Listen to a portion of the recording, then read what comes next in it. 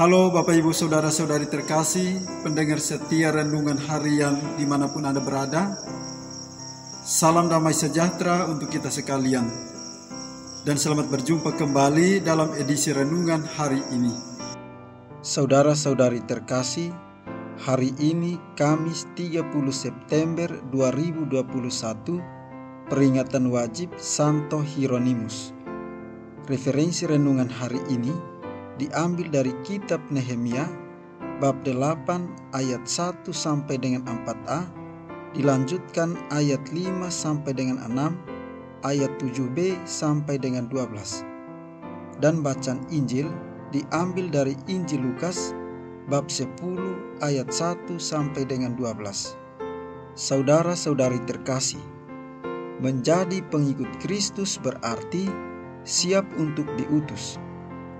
Dalam Katekismus Gereja Katolik disebutkan bahwa orang-orang beriman Kristiani ialah mereka yang dengan pembaptisan menjadi anggota-anggota tubuh Kristus, dijadikan umat Allah, dan dengan caranya sendiri mengambil bagian dalam tugas Kristus sebagai imam, nabi, dan raja. Dan oleh karena itu, sesuai dengan kedudukan mereka masing-masing, dipanggil untuk melaksanakan perutusan yang dipercayakan Allah kepada gereja untuk dilaksanakan di dunia.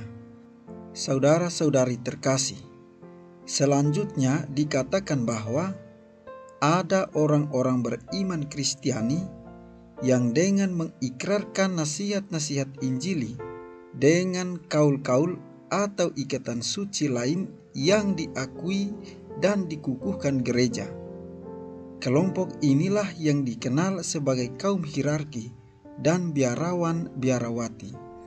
Penegasan dalam Katekismus Gereja Katolik ini sederhananya hendak menyadarkan para pengikut Kristus bahwa setiap orang memiliki tanggung jawab dan kewajiban untuk melaksanakan tugas perutusan yang diwariskan oleh Kristus.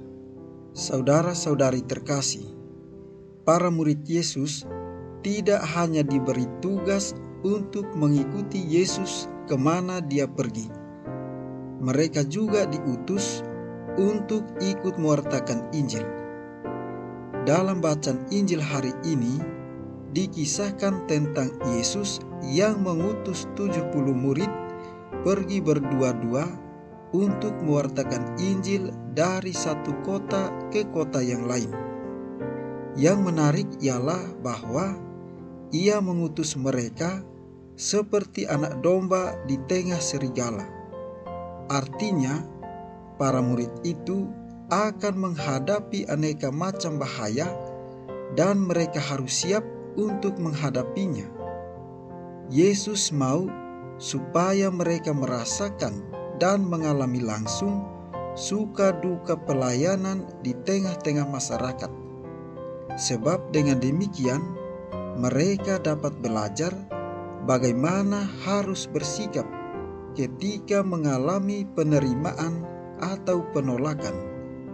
Saudara-saudari terkasih, non scole sed vitae discimus, sebuah pepatah Latin yang artinya kita belajar bukan untuk sekolah dalam artian hanya untuk memperoleh ijazah, tetapi untuk hidup. Begitulah Yesus mengajar para muridnya.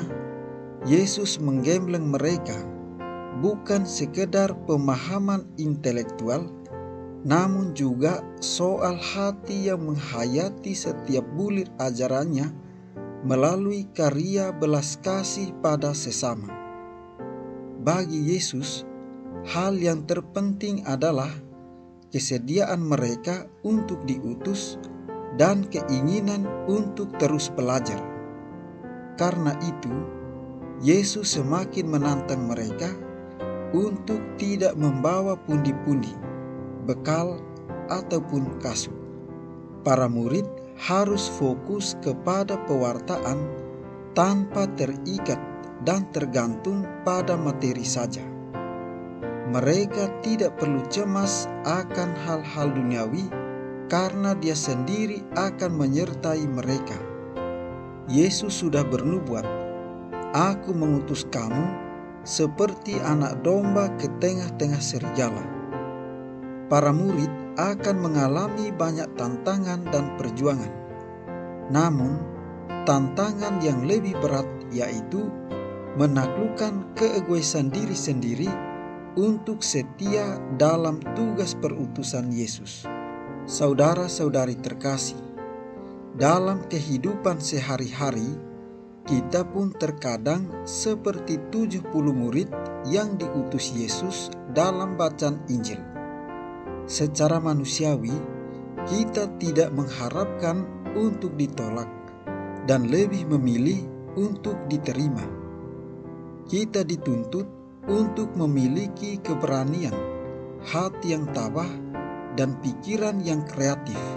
Kita juga diharapkan menjadi pribadi yang percaya akan penyertaan Tuhan, memberdayakan diri sehingga cerdik seperti ular dan tulus seperti merpati dalam menghadapi aneka situasi sulit, tidak mudah menyerah, dan tetap berpikiran jernih. Dengan demikian, kita selalu menemukan cara yang tepat dalam menghadapi banyak tantangan. Tuhan tidak pernah membiarkan kita berjalan sendirian. Ia selalu bersama-sama dengan kita, dan pertolongannya selalu tepat pada waktunya. Di akhir renungan ini, marilah kita mohon berkat dari Tuhan. Kiranya Tuhan senantiasa memberkati kita.